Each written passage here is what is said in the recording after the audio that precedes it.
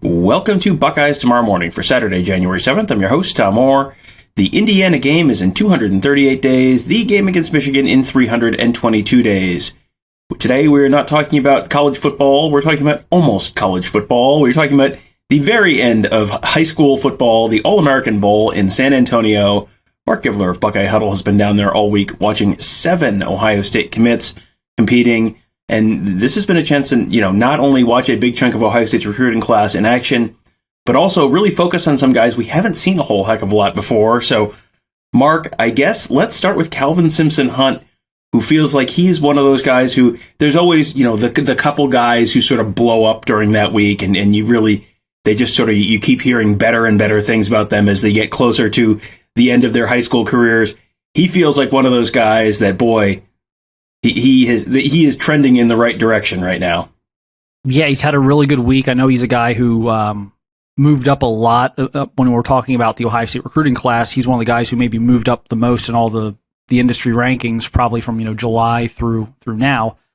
But he's backing that up this week. He's having a really good week of practice. He's been one of the best press man corners at the entire event. He's really strong in his upper body. I think when you think of the scouting report on him, I guess I had it in mind he would be more of just this kind of skinny track athlete type of guy. But when you see him up close, he's really strong. He's very physical. He's aggressive, and so he's had a really, really good week.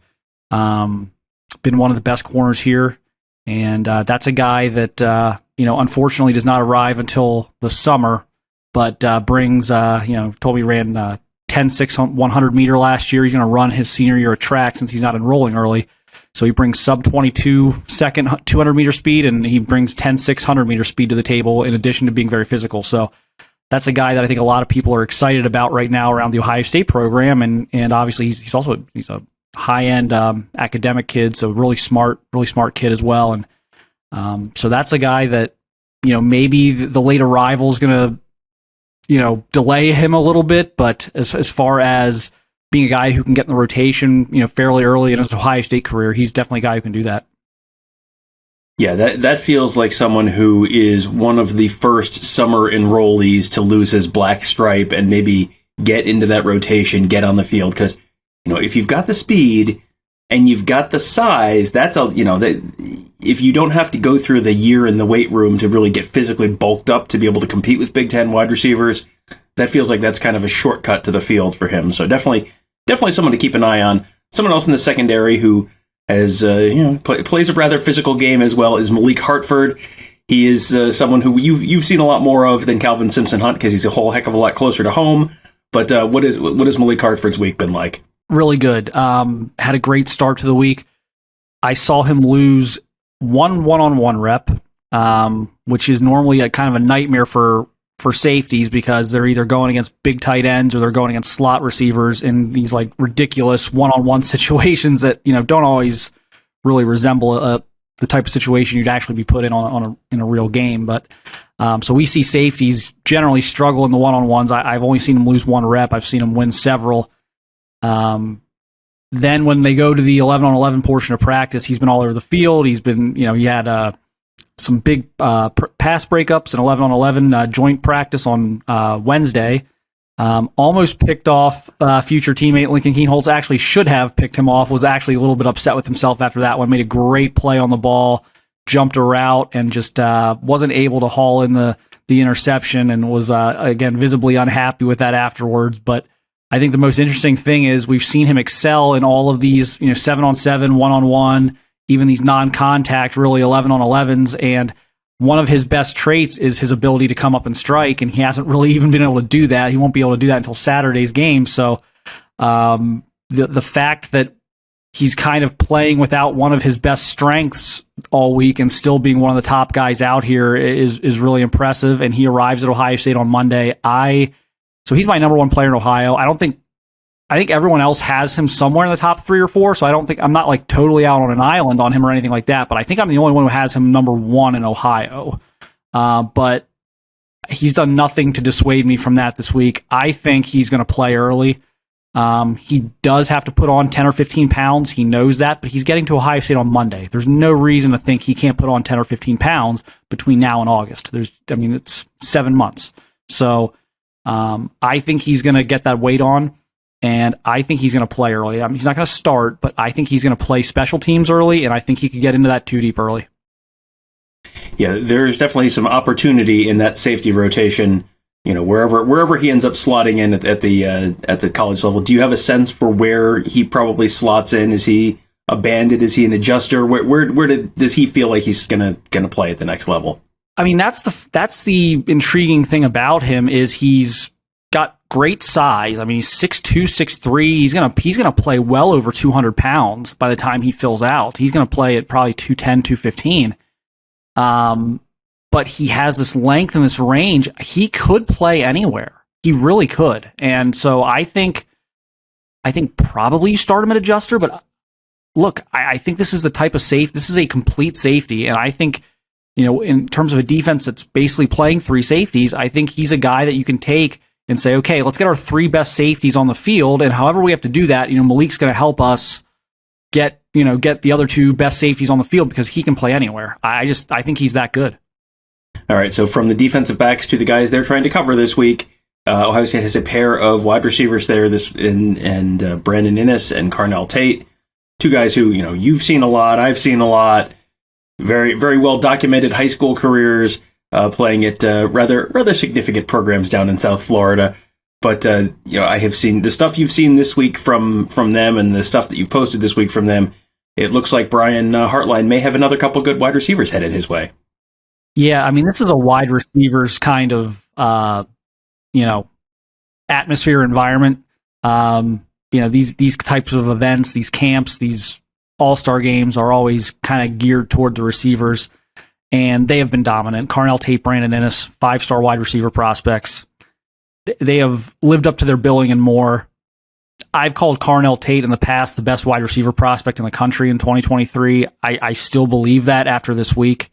I also still have my same kind of opinion of Brandon Inniss as a guy who not only will be, I think, an immediate impact guy, I think he'll be able to get in the rotation early, but I think he's the surest thing of what they were bringing in at receiver. I just think there's very little reason to think Brandon Inniss won't be a really good player at Ohio State. There are certain guys, even among 5-star guys, where you can at least see a path of, why might this not work at the next level? And you just don't see that with Brandon. He's unbelievably competitive. He's quick. He's incredibly strong. And so he's just been dominant throughout the week. They did a joint practice the other day. He had 3 touchdowns, 2 in one-on-ones, 1 in 11-on-11 to end the event. Carnell Tate was just about unguardable. He actually got the best of Calvin Simpson-Hunt. He's been about the only receiver who's been able to do that this week consistently.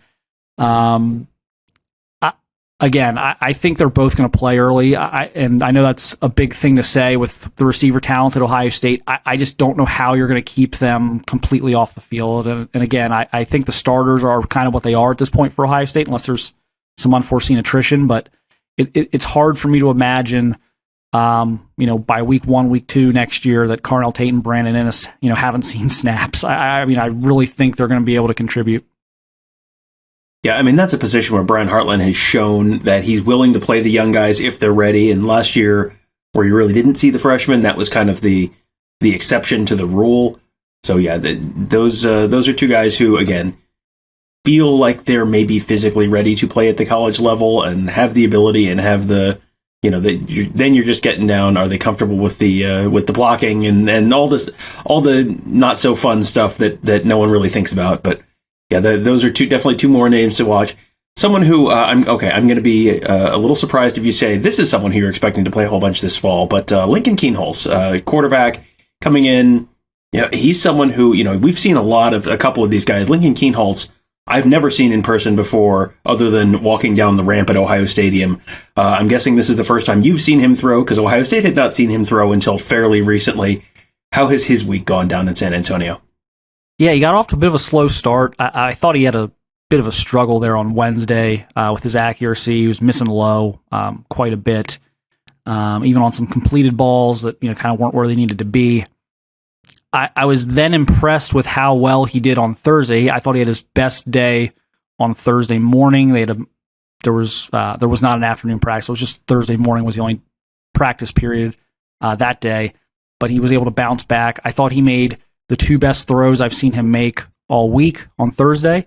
One was just a bullet down the middle of the field, about 20 yard, just a crossing pattern, kind of a late crosser, and just zipped it in there, and then threw a beautiful deep ball a couple snaps later. So getting better throughout the week, and I think that's probably to be expected. I can't really imagine the culture shock for him. He's used to throwing over 6 foot, 195 pound defensive lineman, and now he's trying to step up with a pass rush coming from like Keonkeeley, and he's got to step up and make a throw. So I'm intrigued by the physical tools, and I'm encouraged by his regrouping from a tough day Wednesday to Thursday and having a much better practice. So I think this is a great situation for him at Ohio State. He needs a year or two. He just does. He hasn't seen this level of speed defensively. He hasn't played against this type of competition, even that we're seeing at San Antonio, let alone what he's going to see at Ohio State. He's got to add some weight. He's got great size, but he's still pretty skinny. He's put on 10, 15 pounds. And again, 3-sport star. He doesn't do football year round. He doesn't focus. He ends the football season. He walks right off the football field and onto a basketball court and onto a baseball diamond. So let's get him in a strength and conditioning program. Let's let him get used to the speed of what he's going to be seeing at Ohio State. And let's let him actually focus on football year-round, and let's let him do that for 18 or 24 months, and the physical tools are tremendous. He's a great athlete. He can run. He's got a strong arm. Even when he has struggled this week, he spins it really well. It's not like he's throwing ducks out there. Just some mechanical accuracy stuff, probably lower body footwork stuff. That seems to always be the case when you're missing low. And just, let him kind of be patient with him and develop, because I think there's a lot of physical talent there. And I think, again, if he was walking into a situation where maybe in Washington where it's like, oh, we kind of need you to play a little earlier, maybe 1 year and then play, I don't know that would be best for him. I think at Ohio State, I don't think they're going to need him for 2 or 3 years. And I think that's a great thing for everybody. Yeah, a little time to develop is never a bad thing when you're trying to make that jump from, I believe his hometown is Pierre, which is, that's the capital of South Dakota. That must be a big city. And it's like 15,000 people. And they've yelled at me that it's Pierre. It's not even Pierre. So I don't know. Someone can correct us. Maybe they shouldn't have spelled it Pierre then. Ever think of that? Smart guy? Yes. I guess in these states where they pronounce it for sales and all that, yeah, we probably don't have any room to talk correct them on regional pronunciations. Let's talk a little closer to home than South Dakota. Indiana, the state of Indiana, home of Joshua Mickens, defensive end. He is another guy who is down there, and this is. These events, it's always a little 7-on-7-y where it's not quite as much of a showcase for the linemen, but Joshua Mickens, and we'll just go ahead and fold Luke Montgomery in there as well, offensive lineman out of Findlay. What have you seen from those two guys along the lines this week? Yeah, so we'll start with Mickens. So he's kind of been as advertised, kind of what I expected. He is going to be one of those kind of pure speed rushers off the edge. He has put his hand in the dirt a little bit, but he's kind of been standing up kind of as an edge rusher. Really good quickness, really good get off. Has made a couple nice quick inside moves. Got a little spin move in his arsenal, so he's already has a couple of developed pass rush moves. Had a really nice rep the other day in one-on-ones. Was able to kind of dip his inside shoulder, get low, and he's one of those guys who you talk about playing with bend and just being able to play low, because these defensive ends, they've got to really get low to get kind of underneath the offensive lineman when you're talking about kind of an outside pass rush technique. And so he's able to do all those things. Obviously, he's not enrolling until the summer, so that's going to put him a little bit behind the 8 ball in terms of getting on the field early. And Ohio State's got this, I think, a very talented group of defensive ends that are kind of waiting to break through. So I don't know that Josh is in a position to be a rotation guy year one. I think a little patience here as well. But definitely a very talented kind of a pass rushing specialist, which, as we talked about the last few months of the recruiting cycle, they don't have a lot of those guys. They have the big bodied Jack Sawyers and JT Tuimoloau, but they don't have those quick, twitchy kind of guys on the edge, and so he's one of those guys. I think it's just maybe a year or two to be patient and get him a little bit stronger. But like what I've seen out of him, Luke Montgomery.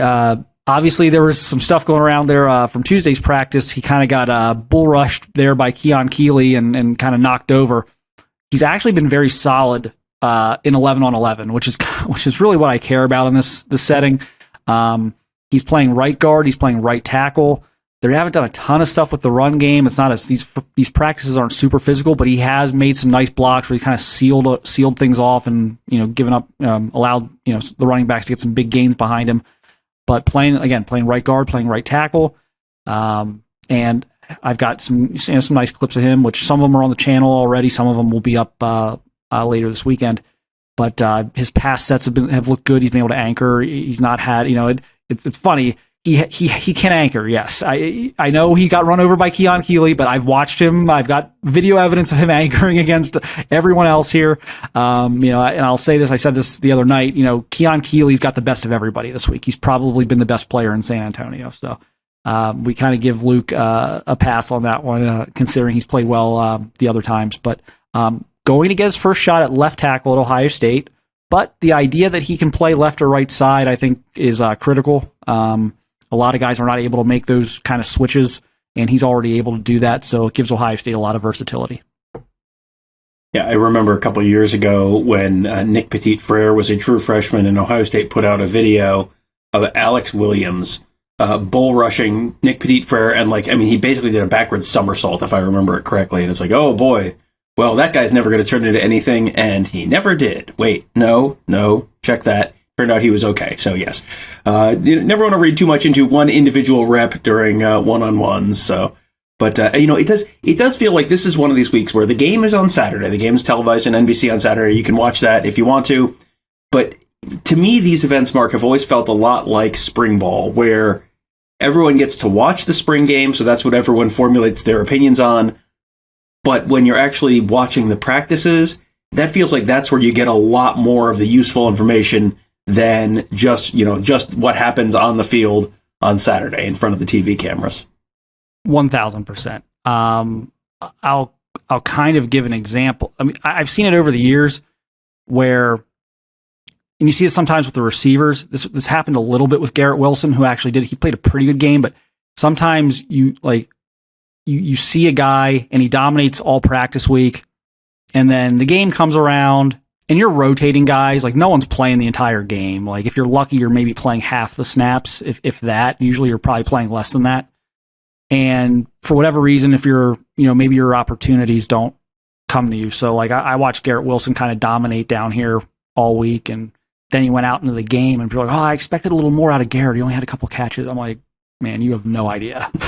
You have no idea what this guy was doing Monday through Friday. So it does. I do kind of caution people to get a little bit too worked up over what happens on Saturday with limited reps, limited opportunities. The practice week usually has been a good indicator. I'll say this, I was talking about Keon Keeley being the best guy down here. The last guys I've seen kind of dominate this event from a defensive end position, the way Keon were actually, I think it was the same class. I think they were in the same class, was Chase Young and Jalen Phillips, and both of those guys turned out to be pretty good. So, so if Keon Keeley was out and doesn't have any tackles on Saturday, I wouldn't worry about that too much for his future. And kind of same thing for these. If Brandon Inniss and Carnell Tate go out there and they only catch 2 balls for 20 yards, don't worry about it. They've been fantastic all week.